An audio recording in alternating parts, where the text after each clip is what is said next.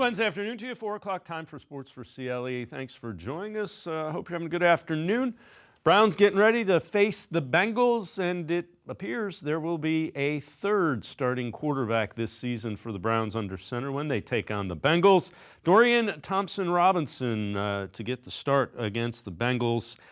Here's a look at some of the numbers that he has put up. And again, you know, the Week 7 against Bengals in relief. So 11 of 24, 82 yards, couple of picks. 2024, 15 of 34, 100 yards, 3 interceptions. Let's welcome in Jake Burns, BrownsFilmBreakdown.com. Jake, Dorian Thompson-Robinson, getting a full week to prep. I suppose he had that against the Ravens, although it wasn't really a full week. I get why you're doing it, where the season is. When you've looked at DTR, what have you seen in analyzing what he does?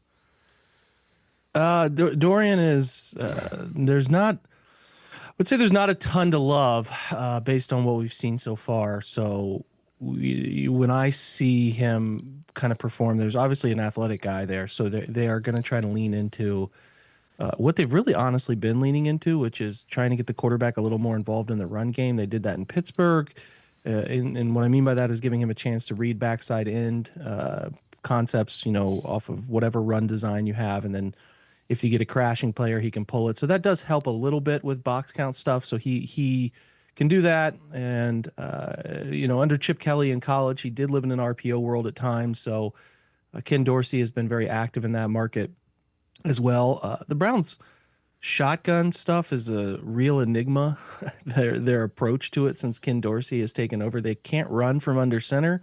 All they can do is sell pass and try to drop back out of under center looks. For some reason, they don't have any gun play action concept to push the football downfield the way they did when Kevin was calling the offense. So I don't feel overly optimistic about Dorian here. I mean, there's times where I think let me put it this way. He's not afraid to try to throw. Like a lot of these quarterbacks who are in these backup scenarios or fighting for an NFL life are, you know, very much, they play a guarded brand of football. Taking care of it at all levels is the most important part of it is not turning the football over and trying to take whatever easy throw a concept can devise and kind of not necessarily calling it a check down approach, but just these guys don't want to make the crucial mistake and try to live in a management world at the position. Well, he's never really been able to do that. He likes to try to push the football downfield at the detriment of, I think the game has been moving too fast for him at times in his rookie year.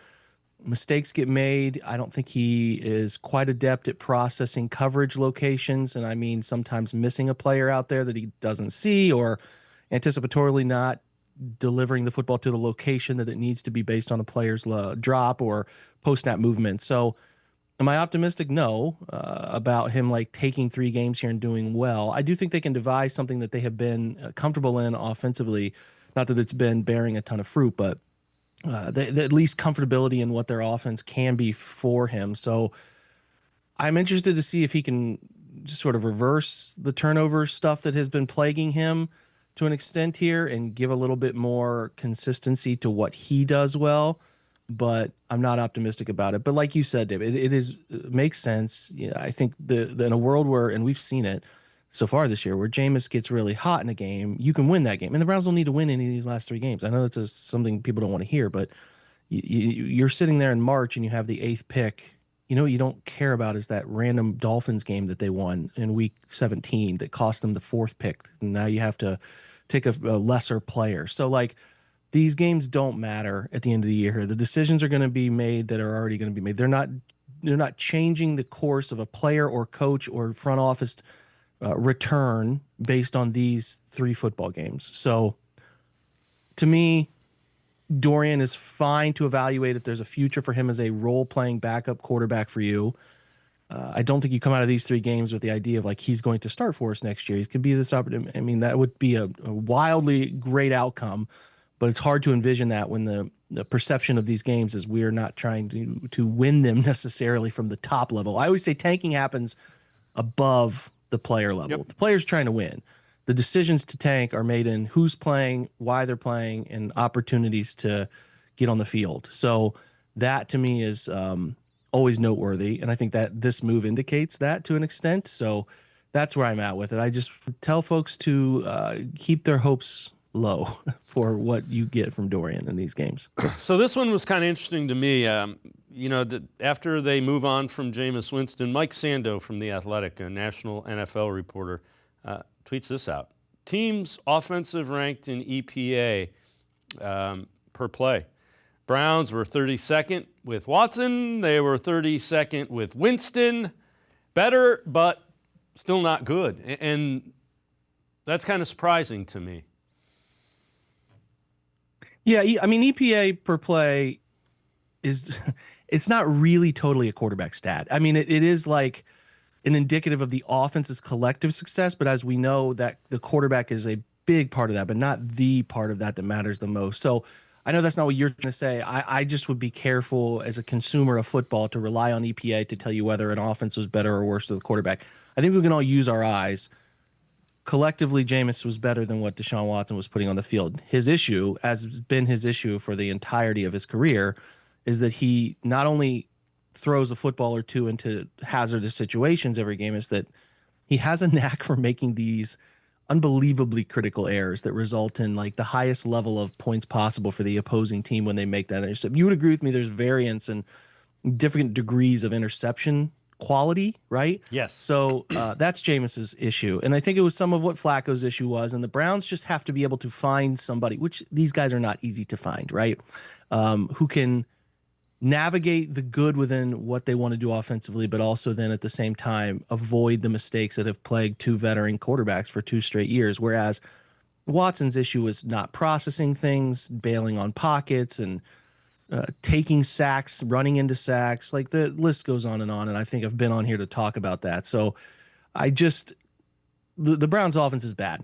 No way around that. That's a big part of what's being decided immediately following the season. But I definitely feel like the point that was made in that tweet too is like, yes, they were bad, but they were better with a different quarterback. And I think that's just where you have to look at this as the future of this roster is like running Deshaun Watson back out there next year is as big of career suicide as anybody can do at this point. And on top of the layers of how he played, Dave, it's the Achilles that he just wrote. Like Correct. That's a massive part of his play style is moving and running on top of the shoulder surgery the year before. And he takes hits and like you're selling me a used car that I know is a limit, and it's not personal, but the body can only take so much for how you play. Right. And that's a conversation we're having about Nick Chubb too at this point. Unfortunately, is like these guys hurt parts of their body that made them this special player that they had found success with. And it's like, how many times can you keep believing that they can come back and do this thing again within you know what I mean? It just, It gets there. It's the NFL for you. Well, another name that has been talked about relative to the Browns quarterback position is Kirk Cousins, and he is in the news. Falcons are benching him. They're going with the rookie Michael Penix Jr. Keep in mind, Falcons are still mathematically alive and in the playoff hunt. Cousins has not been good. Penix takes over. Last 5 games, or Cousins rather, 1 touchdown, 9 picks, a 1-4 record. The other thing that some of the metrics shows you, 98% of his passes are in the pocket. They're trying to call the game around him. He is coming off an Achilles injury. So I suppose if he's healthy, he's still an option, but buyer beware. One touchdown and 9 picks sounds a lot like what we've seen pretty much all season from this offense.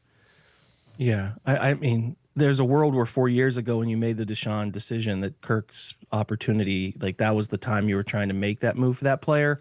So yeah, at this point, I kind of view this similarly to Russell Wilson's situation last year, where he is making such a cap hit that the play doesn't meet the threshold. And Kirk is worse this year than Russell Wilson was last year, but they're similarly aged. They're deteriorating skill sets. Russ survived more and is still trying to survive on athleticism and throwing the football outside the numbers, right? There's parts of Russell Wilson's game that are glaringly an issue, and when the Steelers really need it, you can see what happens there. But when you have a lack of consistency at the position in terms of a presence and ability, and this comes down to who's here calling plays, doing things, because there's no doubt in any of this that Kevin had a nice run there with Kirk in Minnesota. They worked well together, but Kirk worked well with other coordinators too.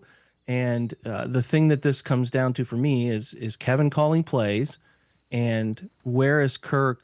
Not so much on the lower body because he's always lived from the pocket. I think that stuff is, when you sign up for Kirk Cousins, that's really inevitable. Do you like to do some wide zone bootleg stuff here and there? Yeah, but I think that part of the NFL is just being bottled up in a way it didn't used to be bottled up when Kevin and Kirk were together in Minnesota, when it kind of was on its run there. And so my point is, the only world you're entertaining Kirk as an option is we're trying to bridge for a season or whatever, and we don't think Watson's going to play this year. And, I don't think he's going to play in either way, but you're at the point where you're like, hey, we need a quarterback. We're making a decision between Jameis and we're going to maybe draft a guy or maybe whatever route that is. And like, you're signing him to a league minimum contract after he's cut, and that money is offset from his Falcons contract. So basically, like what the Steelers did is they got Russell Wilson for the league minimum, and Russ doesn't care about that because Russ is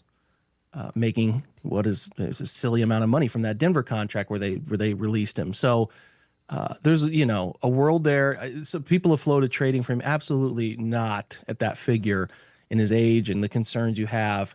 The Falcons missed the opportunity there for sure. But I would say if the world in which it's similar to Russell Wilson, where he's let go, he's out there, maybe Kevin has, whatever's happened with the offense evolution, they're going back to Kevin calling plays. Those two want to get together again for a year until they kind of maybe feel great about a quarterback, or even if they draft one that they really end up liking in this draft, they want to have Kirk there as a starter, and then we'll do the same thing what they essentially have done with Penix, is where it's Kirk's going to play. If he's ineffective, if he becomes ineffective, then we have a chance to maybe usher in a new era. I don't, there's a lot to determine there, but it's a minimum deal thing for me. And Kirk's draw to Cleveland would be that he's got a relationship with Kevin, and that's it. In all reality, when I saw this, what I thought is Sam Darnold's quite clearly going to sign for a ridiculous amount of money somewhere because he's going to capitalize on the season he's having. Minnesota has J.J. McCarthy, who is coming back from his own injuries, but he's the future at quarterback for them. Kirk going back to Minnesota makes a ton of sense on that same sort of league minimum situation to hold it down and kind of give JJ a chance to come back. But that's it. That's what Cleveland would be competing with, is like, oh, he liked Kevin too, and there's maybe a draw to Kevin because the Browns could offer him a chance to play early, same sort of boat. But you cannot trade for him. Like, he has a no trade clause, first of all. So he would have to approve it, and then you're also taking on that contract, and the Browns, every penny for the Browns is important. So if you're telling me Russell Wilson was cut and ultimately gets this league minimum deal with offset language, so that he's, making minimum, like if you can get Kirk Cousins on the minimum, I'm fine with that. I'm not paying him big money. That's just, that would be, it would be up there with a similar decision to playing Watson again. If you're taking on Kirk Cousins at $27 million next year, it'd be asinine to me. Jake Burns from BrownsFilmBreakdown.com and I are going to step aside, take a quick time out. We'll head to the voicemail of Truth and Reason when we return. Stay with us. Ted. Hi, Betty. Oh no, you wrapped yourself into a daze. Holidays. You need a break, so I got you Ohio Lotteries Home for the Holidays and Merry Money Scratch-Offs. You could win up to $500,000 or $1 million. Oh, thanks, hon. And they have games on the back. Has anybody seen my glasses?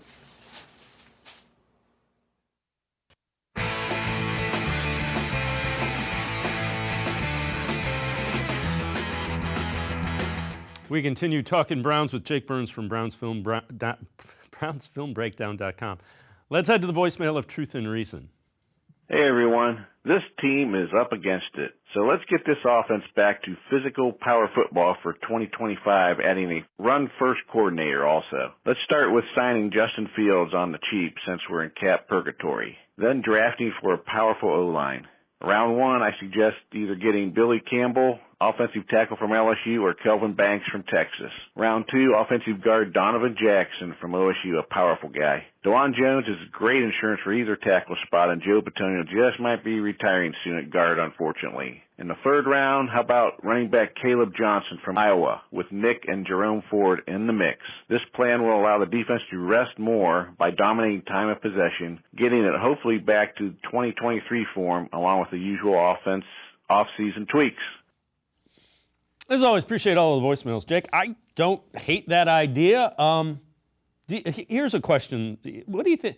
What do you think the offense looks like, and do you think it goes back to Kevin Stefanski, play caller, assuming Stefanski and Barry are back? And I know that might be a big assumption. Yeah, we're doing a lot of. I mean, that's all we can do. It's all my podcast is every day is trying to figure out what they're going to do. I mean, it's a floating world of confusion right now. But like, yeah, I mean, Dave, when you look at it, this offense has deteriorated from a run game perspective since late 2022. And if you go ahead and check it, when did that happen? Who started the last 6 games of 22? They've tried to curtail everything they can to Deshaun Watson, and it has deteriorated ever since. They are. I have some jarring data on this topic that is, something I'm going to share soon. But they're failing the line of scrimmage every year. It has deteriorated in terms of their ability to avoid negative runs. One of the worst teams in the league the last 2.5 years in avoiding negative runs, and they're not breaking any long runs anymore. So they're not getting explosive runs of 12 plus yards anymore either. So they're not offsetting that. And then in the last 2 years specifically, and that would kind of coincide with their inability to have Nick last year, but also not having ample replacement in another offseason here where we've seen another offseason without an ample replacement. And they have had issues creating explosive runs and creating consistent, efficient runs, which are those 5+ runs. Everything has gone from Kevin's arrival when they were really, really good in late 2020 when things started to click with Baker, and in 2021 they were the league's best running team in 21, and then it all started to go downhill. And Kevin has done things to offset that, and obviously you could understand last year with the quarterback musical chairs, there was a problem there, right? But they were doing some fun things in play action in the gun with Flacco that by the end of the year was really effective for them because they became a gun run team. That's where they were creating the most positive space in the run game. And they have done that again this year. Their most positive spaces in the run game coming from gun, but they have given up, as Ken Dorsey has called plays here, given up on any downfield play action out of the gun. So you have lost. What's funny is when Kevin was hired, he was very adamant about the ability to use big personnel to throw, to put teams in base coverage, because that eliminates, you take teams out of their nickel package and you take teams out of their constant, it's not constant, but the way to put it is their pressure packages.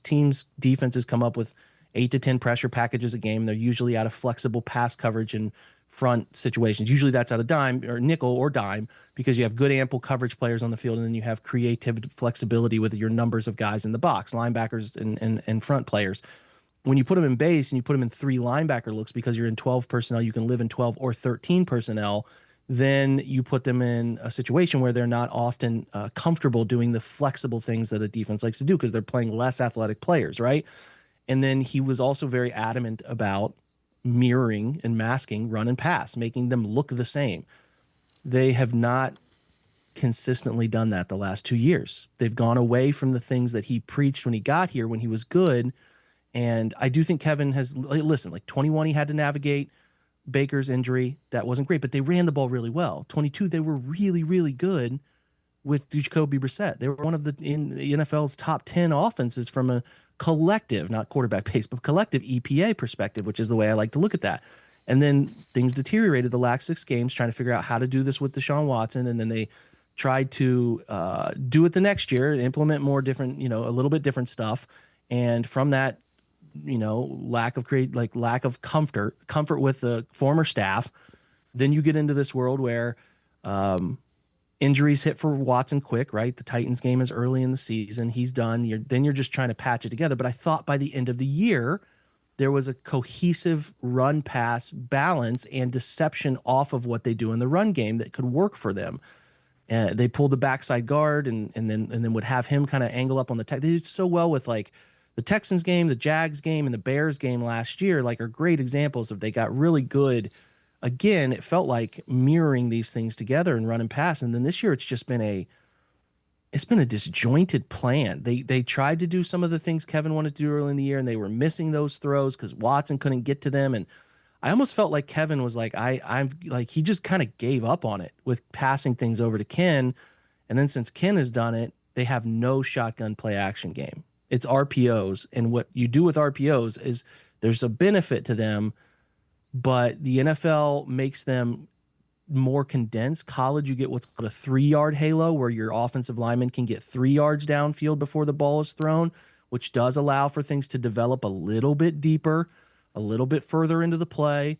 The NFL, it's a 1-yard halo. So those throws are quick, they're immediate, they're right now. And they're running okay from that look. You got, like, that's data that I have that they're doing okay, but they're not able to then take that successful run game and pair it with any sort of downfield chunk play hunting. Explosives are what matter in the NFL passing game, because all of those decisions in RPO are instantaneous quick throws. And that has left you with a defense that is moving closer to the line of scrimmage, crowding everything, putting you inside of a box, and making you entirely uncomfortable. So we're 5 years into this. They've gone through a coaching staff change on the offense. You know, when you hear about Paul DePodesta's involvement, you start to raise your eyebrow, because like the reason that they fired the staff, according to Albert Breer, who, if you know anything about Albert Breer, is very connected to New England, and who did New England hire? Who's their offensive coordinator?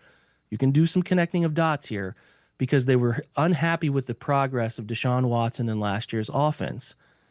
Okay, so then they overhauled this staff, the one Kevin was really comfortable with, and have gone to people he doesn't know well enough and doesn't trust, and they have failed to build any type of cohesive plan here, and it's been an utter failure. So then it's like, okay, so you're going to change the offensive staff or decision makers again. You can start to lead yourself into this like, who's to blame game, because you kind of like, what's the constant? Well, the constant is Kevin, but is Kevin in charge of everything Kevin's supposed to be in charge of? And we're here shrugging our shoulders in a way because we don't know. But I'm telling you, I'm an idiot, Dave, and I can see the data. If they can't see this problem, it's an alarming, it's the most red flag of a red flag you could find. And like, I don't know how you could be okay with this. So that's where I'm like, entering the year, I thought, this is an extension side. Like, there's no way these guys wouldn't get 2 or 3 years to do it. Like, even if this year didn't go well, they went 6-11 or whatever. There's no way they would. Now it's a world where with 3 games left, I think everything's on the table. Like, a complete change of course here is very much from the top down possible. Yeah. Because I just think it's been that sideways of decision making in this offense. And if you're they're an analytics-driven organization. The numbers are telling you this isn't working. So you have to listen to the numbers. I mean, if you don't listen to the numbers, you're not doing what you say your organization is. I'm with you, Jake. Jake Burns and I are going to step aside, take one more time out. Other side of the break, we're going to turn our attention to the defense. Jake with a couple of film breakdowns. Take a look at Myles Garrett and Michael Hall. Sports for CLE. I'll be right back. Stay with us. Come back to go forward. Back to learning new things. Back to pursuing your dreams. Tri-C has flexible learning options to fit your life. And every year, more than 1,000 local companies provide Tri-C students with real-world learning. The right education can boost your lifetime earning power by hundreds of thousands of dollars. Start now with a college education you can afford. Tri-C, where futures begin.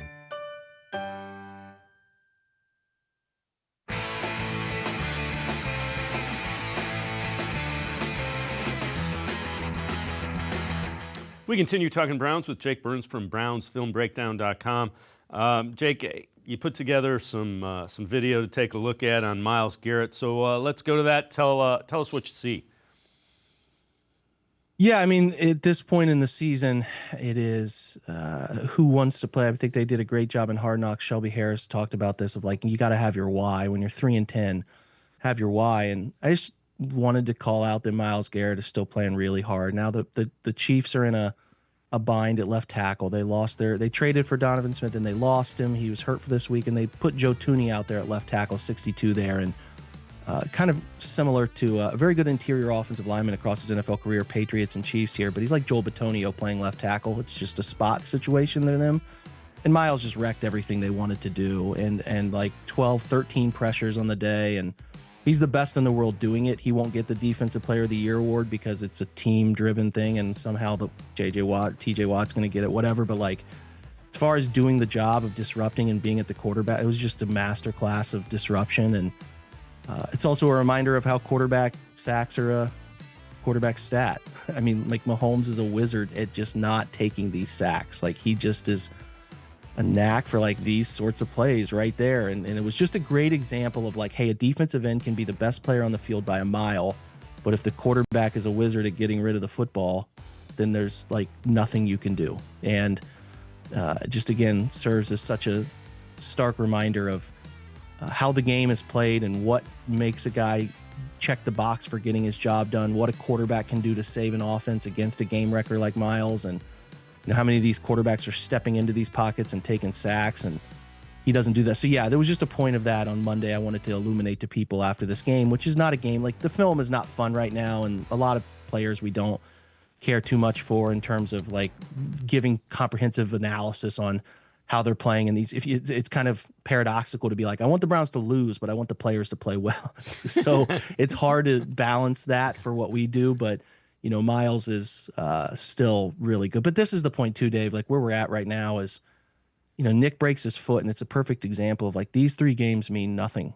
And, you know, like losing Myles or somebody, Denzel or somebody the rest of the year is like, what you don't want is anything from these last 3 games to linger into 25's season. And you have veterans, and I just hope they're being cognizant of that. I mean, like, I would shut down David for the rest of the year. I wouldn't worry about like Joel Bitonio had a back thing. And like, I just would rather see Zach Zenter get some real NFL reps in that spot. You know what I mean? Like, I just, you're not quitting. You want to send the message to your guys like you're quitting, because that's not the right way to do it. But I think there's just some creative avenues to make sure that your investments for next season are safe, because it's really hard to watch Nick on a meaningless run in a game that doesn't change the course of their season break a foot. And it's like, now he's got to go through that entire offseason of rehab again. And yeah, that's the stuff we wanted to see them avoid the last 3 games. To me, I some of your people who watch this probably will not agree with me, but the thing you want the most in the last 3 games is losing them, being a top 5 pick, because if you get in the top 5 and there's a quarterback somebody loves, you can get a haul of a trade if you don't like that. You know, the opportunity just gets more broad, and the Browns need as much opportunity to be creative about replacing assets that they have cost themselves through the Deshaun deal. And like, it's okay also if they stick at 4 or 3. I outlined this in our newsletter yesterday about the avenues by which the teams in front of them can put the Browns into a place back in front of those teams. So like, you know, the Jags, Titans, and Raiders kind of all play each other here, or are involved in some things that could move those teams back a little bit. And that's like something to be paying close attention to as well. So, you know, just create as much opportunity for your young players as you can in the last 3 games to give them real NFL reps.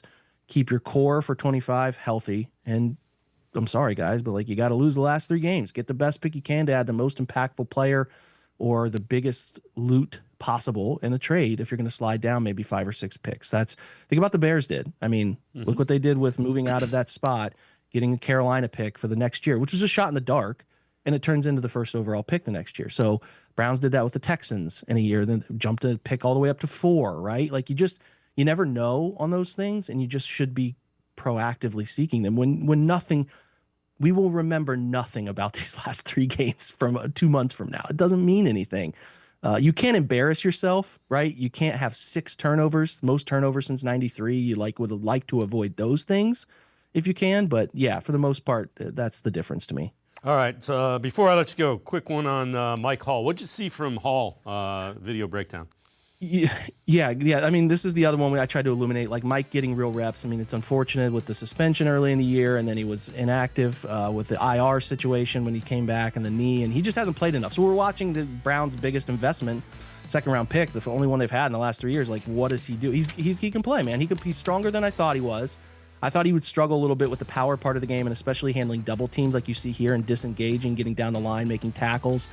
He can do this stuff. Like, if he can stay healthy and keep his head on straight, like, as you can see, he can be a vicious football player and a real asset in their interior for the foreseeable future. So we're paying close attention to those guys. Want to see, like, what does Miles Harden, the cornerback, play like, the youngster? What does Mike Hall there play like? What is Bookie Watson, the linebacker they drafted? Zach Zenter? Those guys, I want to see those guys get real reps and evaluate whether the Browns need to have those overpriced, like, not overpriced, but those free agents that you're paying $7, $8, $9 million to, that maybe you have a young guy that can do that job and keep the cap more fluid for some other spots. So I really liked Mike's effort, though. He pressure. I think he ended up with 2, but the bull rush stuff is better than I thought. The speed stuff will translate, how he uses the hands, the swim movement stuff, but he meets the physicality portion of the game, and that was the thing I was most concerned about coming out of Ohio State, where he didn't have a ton of reps, was how do you handle NFL double teams? How do you handle those double pass situations where you got a hand on you, 4 hands on you, because they're kind of double teaming you if you're only bringing 4. And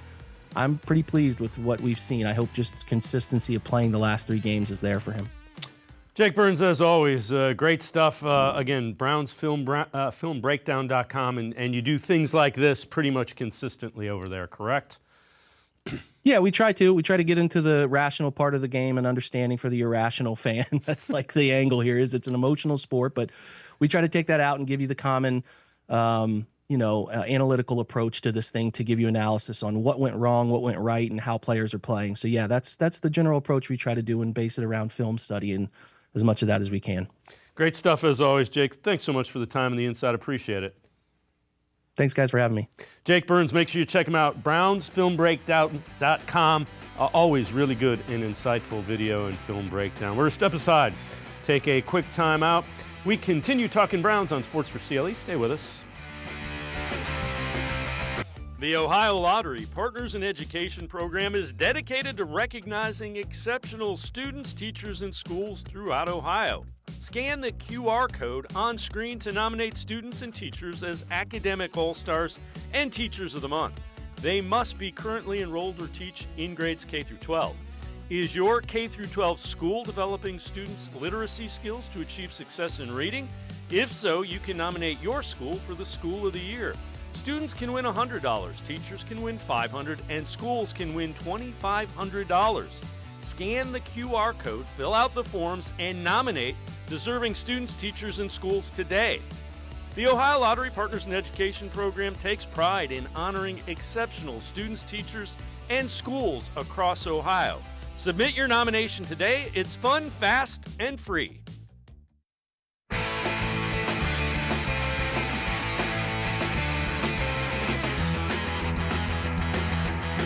We continue talking Browns on Sports4CLE. We mentioned earlier in the show, the Falcons benched Kirk Cousins in favor of Michael Penix. And Cousins is a quarterback who has been connected to the Browns because of his relationship with Kevin Stefanski back in the Vikings days.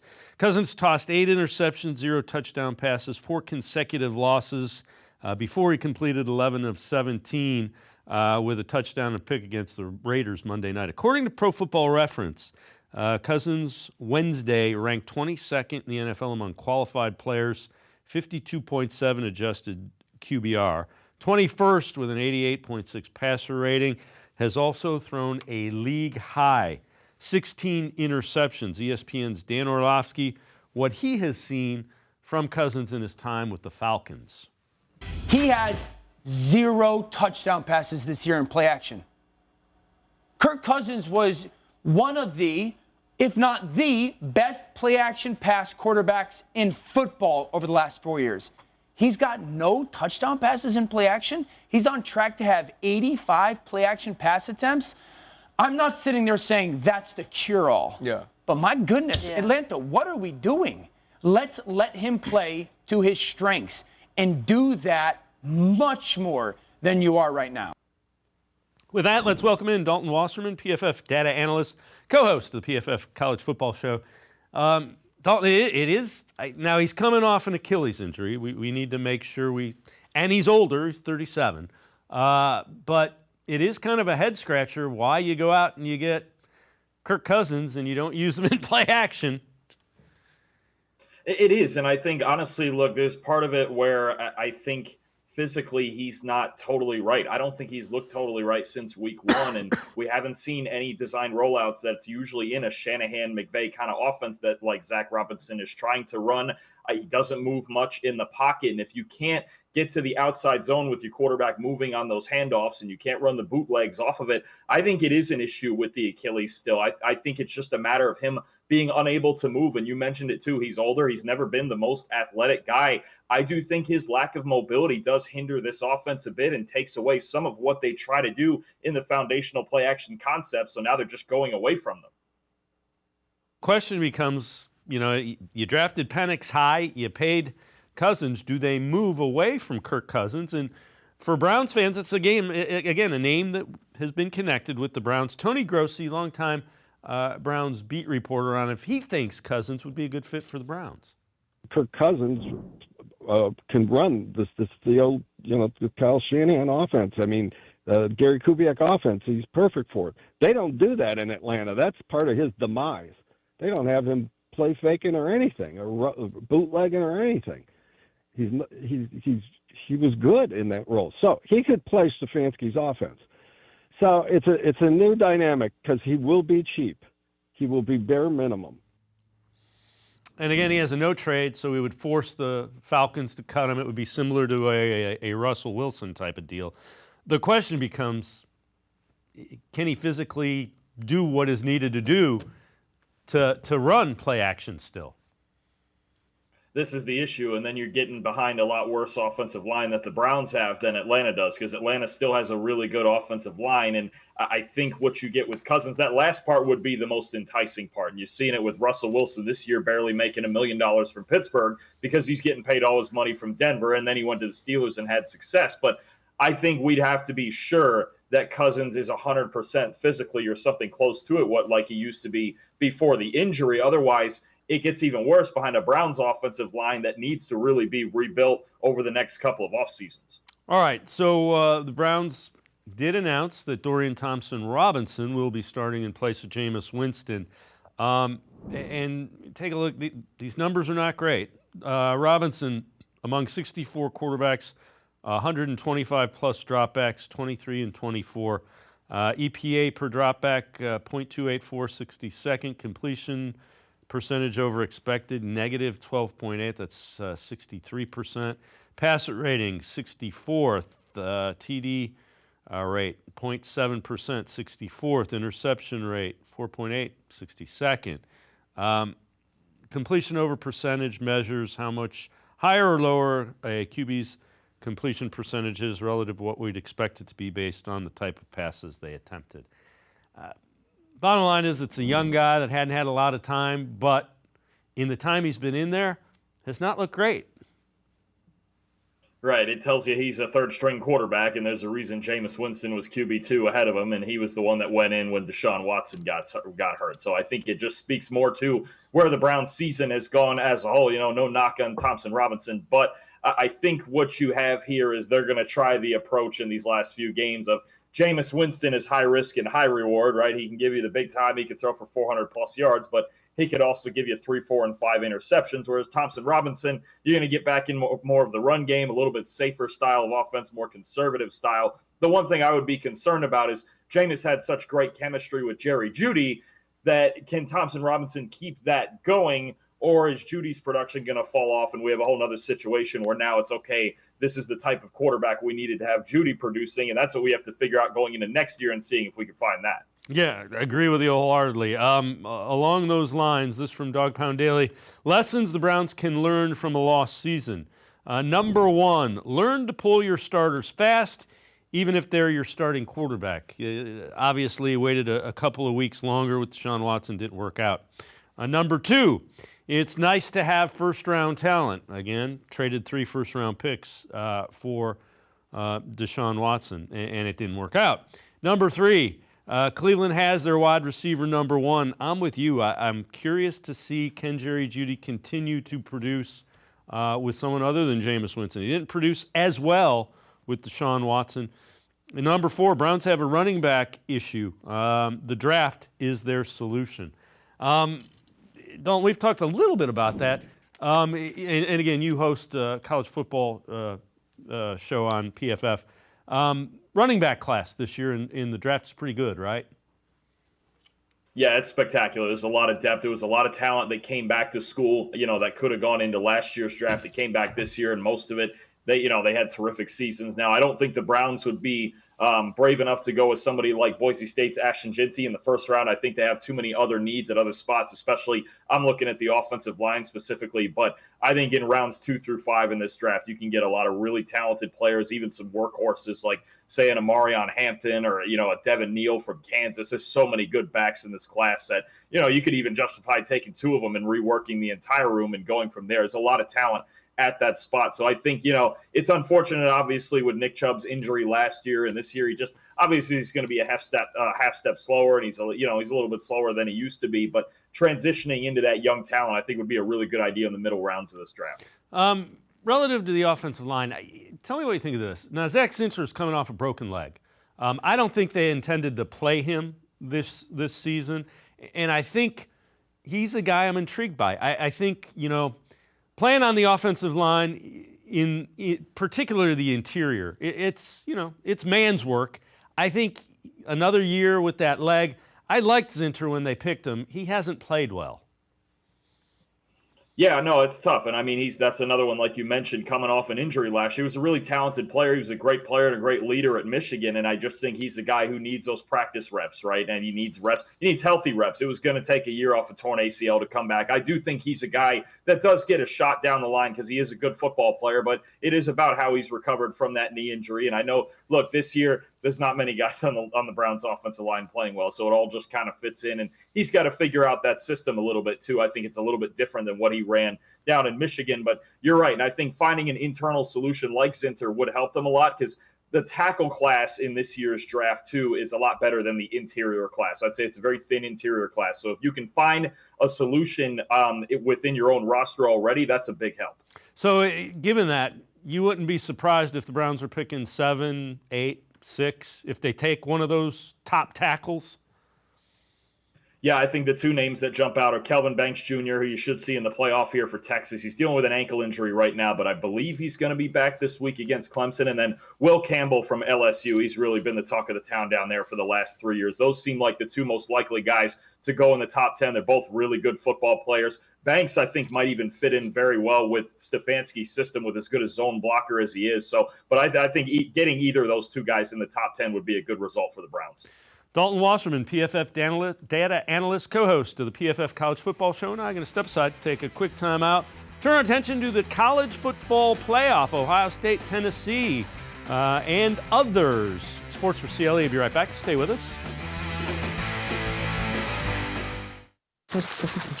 Ted. Hi, Betty. Oh no, you wrapped yourself into a daze. Holidays. You need a break, so I got you Ohio Lotteries Home for the Holidays and Merry Money Scratch-Offs. You could win up to $500,000 or $1 million. Oh, thanks, hon. And they have games on the back. Has anybody seen my glasses?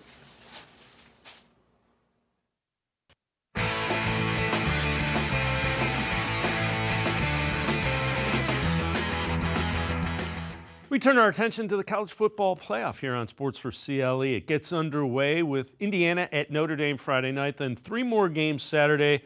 The final one of those 3, Tennessee at Ohio State. Dalton, again, what do you expect from that one? It's an intriguing matchup. What do you expect from Ohio State, Tennessee? I expect a very defensive game because you've got 2 of the elite defenses in college football and 2 offensive lines that have really struggled to block, especially Ohio State lately with the injuries they've had. Josh Simmons got hurt in the Oregon game. He was down for the season. And more recently, their center, Seth McLaughlin. So I think it's going to be about a tight defensive battle, especially 2 elite defensive lines against two struggling offensive lines. And I think eventually within that, and if the pressure's coming, especially on 3rd and long, which of these two quarterbacks, you got a very young quarterback for Tennessee and Nico Iamaleava, and a quarterback in Will Howard, who is a veteran, but he's never quite been on a stage this big before with this much pressure. So which one of them is going to make the crucial mistake in what I think is going to be a very tight defensive ball game, a low-scoring game? Is that one the most intriguing to you, or is there another matchup in the first 4? Remember, 4 teams have byes, and then there's 4 games on campus sites. Is there another first-round game that's more intriguing, or is it the Ohio State-Tennessee game for you? I think Ohio State-Tennessee is the most intriguing, considering all of the drama as well surrounding Ohio State, maybe Ryan Day's job status and everything that goes around that coming off a loss to Michigan. But I think Indiana Notre Dame is a close second. First of all, the fact that we get this sort of in-state game with this high of a stakes, especially with the year Indiana's had, then you have the traditional power in Notre Dame, is just incredible. But I'll tell you, Indiana's a really good football team, and I think they match up well with Notre Dame. The run defense is really good. We know how good a year Curtis Rourke has had. And Riley Leonard, I think we're still trying to find out if he's that guy, right? We know he's good. We know they run the football a lot at Notre Dame, but if he has to beat Indiana with his arm, can he do it? Is there one of these 4 games being played at campus sites where you think the home team could get beat, could get upset? Which is the most likely? I got to be honest. I think it could be Ohio State. I think they got the worst possible matchup that they could have. Of all the teams in the playoff field, I was talking to my co-host Max Chadwick about this as we were waiting for the selection to happen. I thought Tennessee was the worst matchup that Ohio State possibly could have gotten because their front 7 is so good. Their defensive line is so good. And Ohio State's kryptonite right now is the offensive line. And I know every game is at least a touchdown spread right now, but I think they're all going to be very close games. I think there's avenues for all the underdogs to win, but I'm really worried about Ohio State. If their offensive line struggles the way it has over the last 5 or 6 games, I think they have a serious problem. Were you surprised that they kept trying to run the football against Michigan when they were having such trouble? And, the thing that tunnel screens, screen passes, get the ball outside into the playmaker's hands if you're having trouble. I mean, it's pretty simple. You're right. No, you're absolutely right. And I think that's where, during this stretch, like when they beat Penn State, I was there for that one. And Ohio State, they picked up the tempo. They got the ball to the perimeter. But it's very hard because in that Michigan game, what they were doing was keeping 2 safeties back. So there was nothing vertically. And then obviously Michigan knows, okay, if we can disrupt quickly in the pocket in the pass rush too, which Michigan has arguably the best pass rush in the country, it's a real problem. It doesn't leave you with a whole lot of options, especially if you can't run the ball against 2 high safety looks. Then it gets really hard schematically because you're asking Will Howard to throw into coverages that are designed to stop the pass and stop those vertical explosive plays. So that they really do need to find a way to run the ball with 2 safeties back there. And I think this Tennessee defense will give them a lot of those looks, but they have to be more physical up front. All right, before I let you go, who do you think has the easiest path to the national championship? Who do you think has the toughest path to the national championship? I think the easiest path, I would say, is Penn State. I think Penn State, if they play offensively like they did against Oregon and they just coach the right way on defense, you're talking about a team that gets to play SMU. They will get to play Boise State in the next game. And then your options are either Georgia, possibly without Carson Beck, or Notre Dame or Indiana, right? And I think Indiana would be extremely interesting because they didn't get to play each other in Big Ten play. But I think you have to look at Penn State as getting the favorable draw as the 6th seed there. But they also have kind of that big game nervousness about them, right? There's been a lot of talk about James Franklin and them against top 10 teams and things of that nature. So nothing's ever a given, but Penn State, I think, definitely had an advantageous road to at least get to the title game. And it seems like Oregon has a pretty tough one for what was a number 1 seed.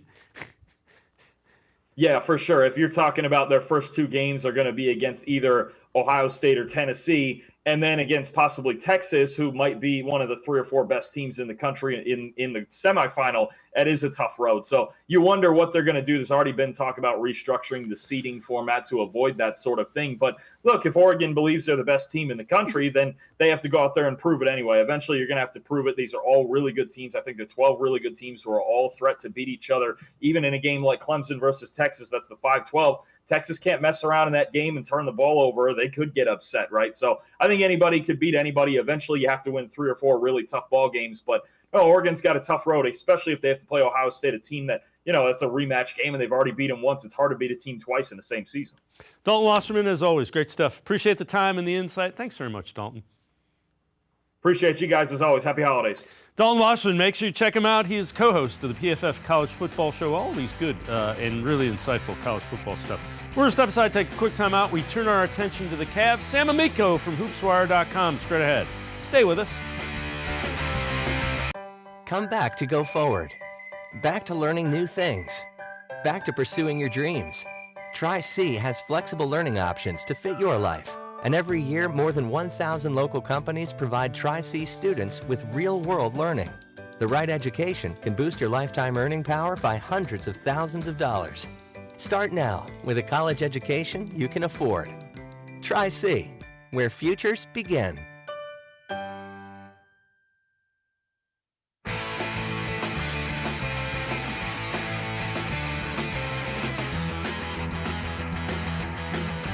We turn our attention to the Cavaliers' long layoff, best record in the NBA. ESPN's national basketball analyst Brian Windhorst on the job Kenny Atkinson is doing with the Cavs and what he has seen with Atkinson relative to the Cavs this season.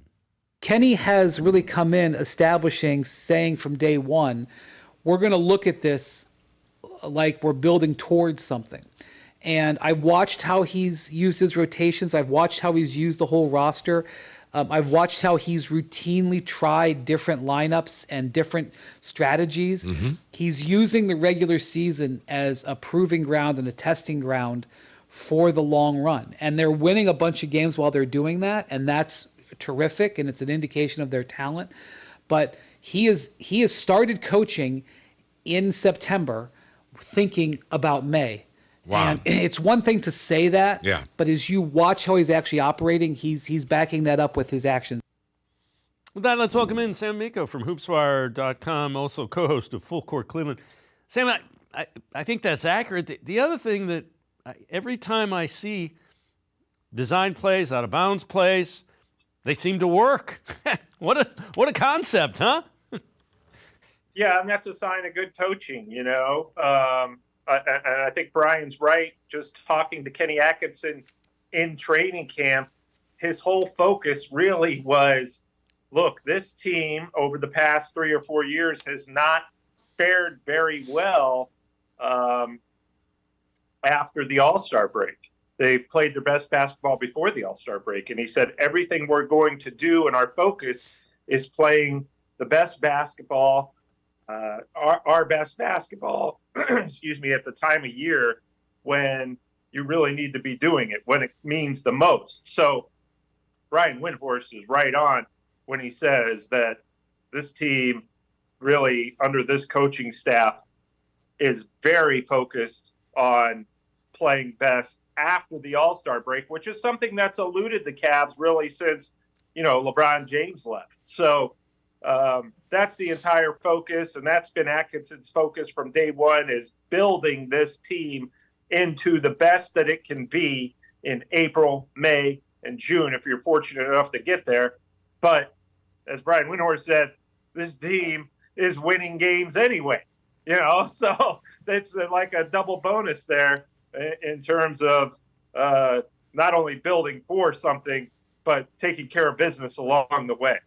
The other thing that strikes me, a number of guys are playing better than they did a season ago and approaching the best they've played in their careers. The other thing, different guys keep stepping up. Take a look. George Niang, last 5 games, 10 points, 6 rebounds, 1.6 assists, almost over 61% from the field, over 44% from three-point range, and he's shooting 80% from the free throw.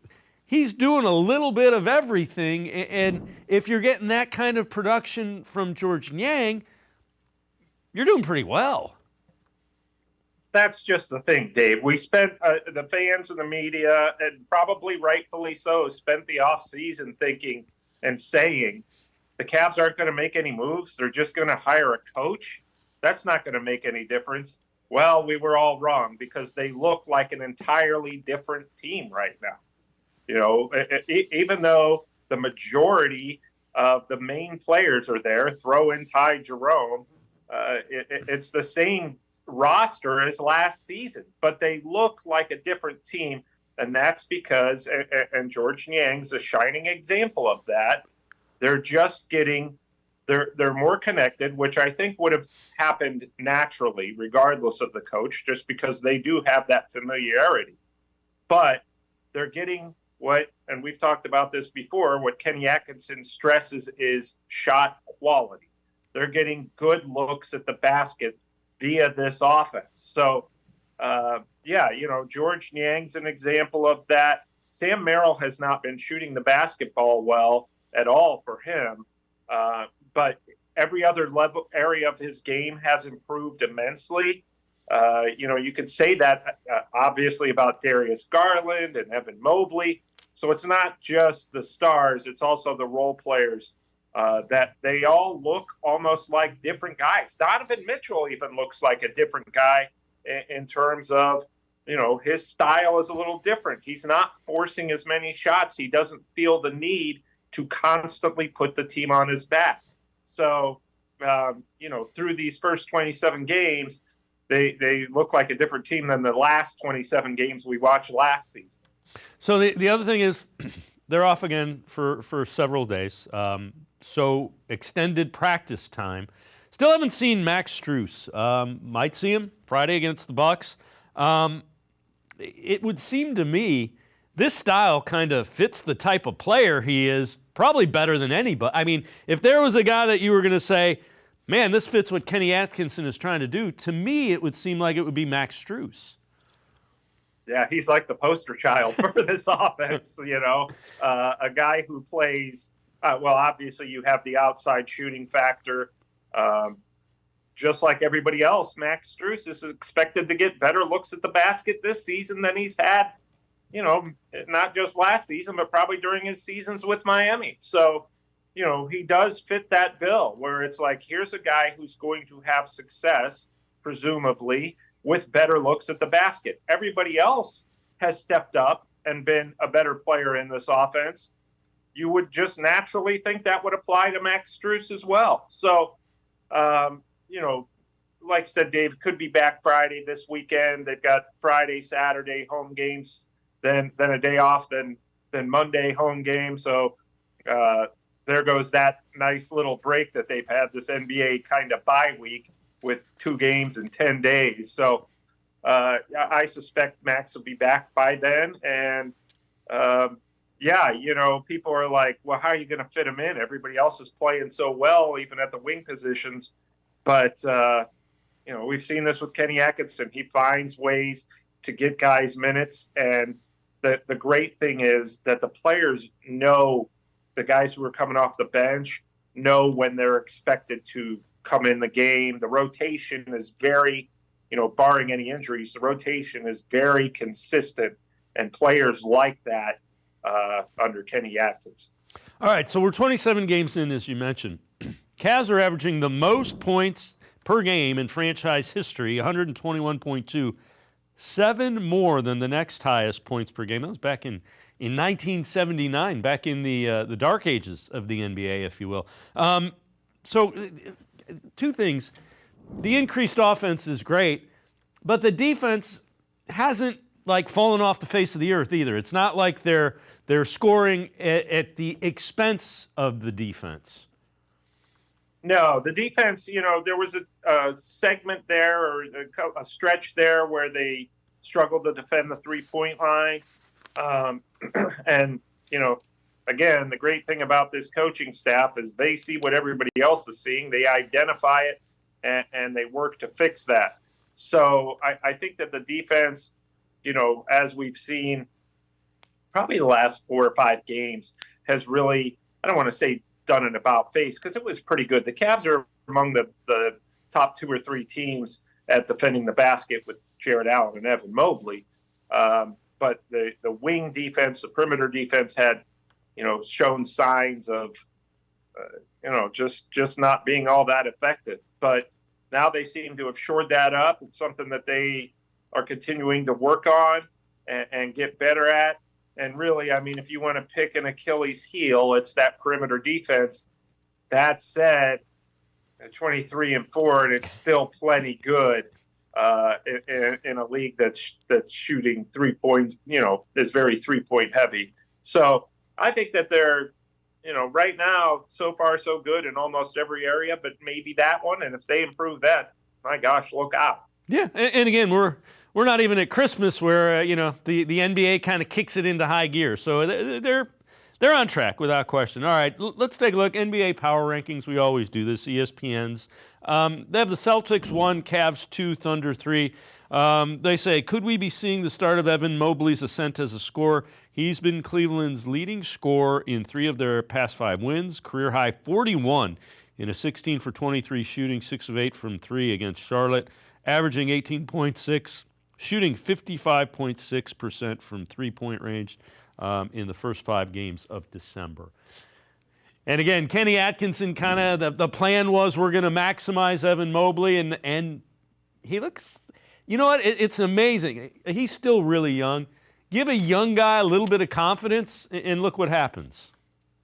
That's just it. It was really a rise in confidence, and, Kenny Atkinson basically has told him, you're going to be better this season. We believe in you, and guess what? We're going to keep making sure that you get every opportunity to be better. There are times, as I've said before, really Evan Mobley is kind of become the Cavs' Draymond Green in the sense that he'll get a rebound, a defensive rebound, and dribble the length of the floor and either set up the fast break or, get the offense started, a half-court set started. And, there are times where Evan Mobley has done that where he will turn the ball over or he'll make a bad pass. He's done a great job at it, but there are times where it's like, this is kind of rocky. And Kenny Atkinson has said, that's fine in, October, November, early December. We want him to master this. Again, it goes back to playing your best when it means the most. And there are flashes of greatness with Evan Mobley handling the ball off the break. So, Kenny Atkinson said, I want him to do it more, not less. I want him to keep doing it, and I want him to do it more. I want him to take more 3-pointers. He's starting to knock them down. So, to your point, Dave, this is all the coaching staff and Evan Mobley's teammates saying, we believe you are this type of player. We believe you're going to do it. So now Evan Mobley's starting to believe, and we're seeing the fruits of that. Sam Amico, as always, great stuff. Appreciate the time and the insight. Thanks very much, Sam. All right, thanks for having me. We'll talk to you soon. Sounds good. Sam Amico, make sure you check him out. Always great stuff. Hoopswire.com. He is also the co-host of Full Court Cleveland. It's going to do it for this edition of Sports for CLE. We will see you back here tomorrow at 4 o'clock. Have a great night, everybody. See you tomorrow at 4 on Sports for CLE.